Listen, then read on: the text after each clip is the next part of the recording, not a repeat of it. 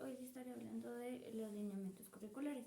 Bueno, como se sabe, los lineamientos curriculares son orientaciones epistemológicas, pedagógicas y curriculares que define el Ministerio de Educación Nacional como ese apoyo a la comunidad académica educativa para apoyar en el proceso de fundamentación y planeación de las áreas obligatorias y fundamentales. Bueno, ahora hablaré sobre las habilidades comunicativas. Las habilidades comunicativas son un proceso interactivo sobre el desarrollo del lenguaje y a la vez estimula habilidades científicas y sociales. Y de este habrían 4 procesos, los cuales serían leer, escribir, hablar y escuchar. Leer va más allá del significado y genera grandes implicaciones a nivel pedagógico. Escribir pone en juego los saberes y competencias que determinan un contexto sociocultural y también el uso del lenguaje al realizar el acto de escribir. Hablar y escuchar, la función de escuchar implica ir tejiendo significado de manera adecuada e inmediata, y la función de habla es la que elige una posición del enunciado pertinente.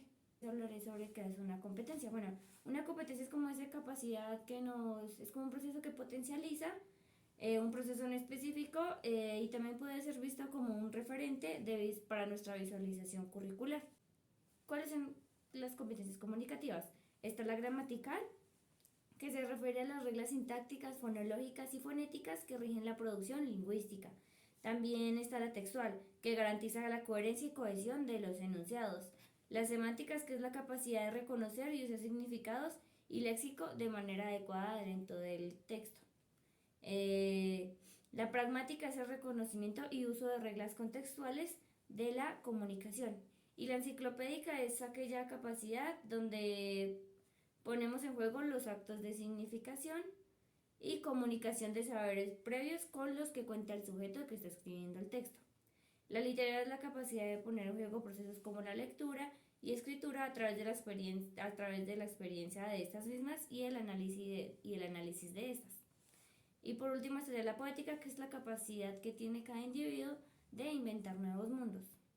Para la producción de textos, primero vamos a dar una definición de lo que es leer.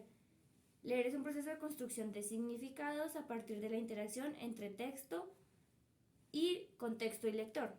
Los factores de la comprensión de un texto son el texto, el contexto y el lector. Los niveles para la producción de texto son el intratextual, que es el que va dentro del texto. En este nivel va relacionado al uso del lenguaje, palabras, oraciones, párrafos y por último el todo, que sería el texto como tal.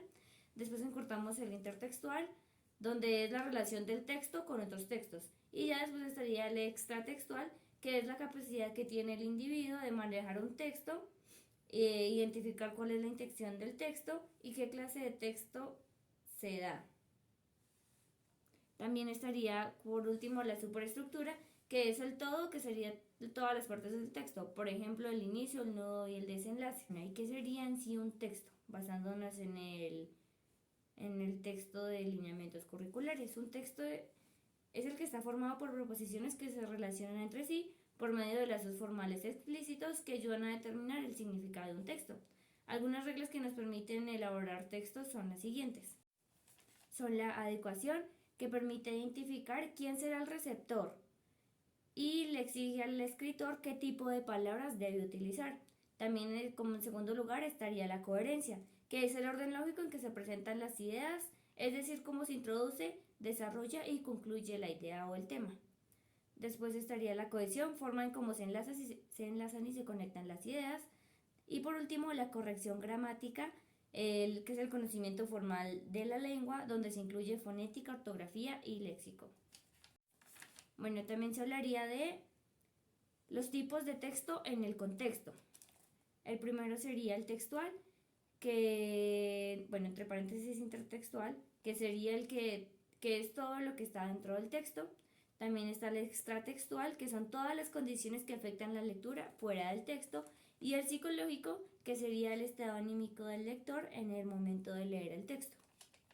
Y los componentes al momento de la producción de texto serían el semántico, el sintáctico, el relacional y el pragmático.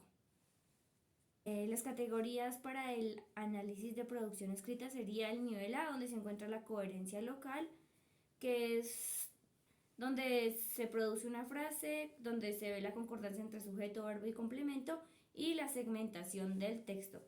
En el nivel B encontraríamos la coherencia global, donde se maneja y se desarrolla solamente un eje temático, y en el nivel C sería la coherencia lineal o cohesión lineal, que es la relación de palabras por medio del uso correcto de conectores y signos de puntuación.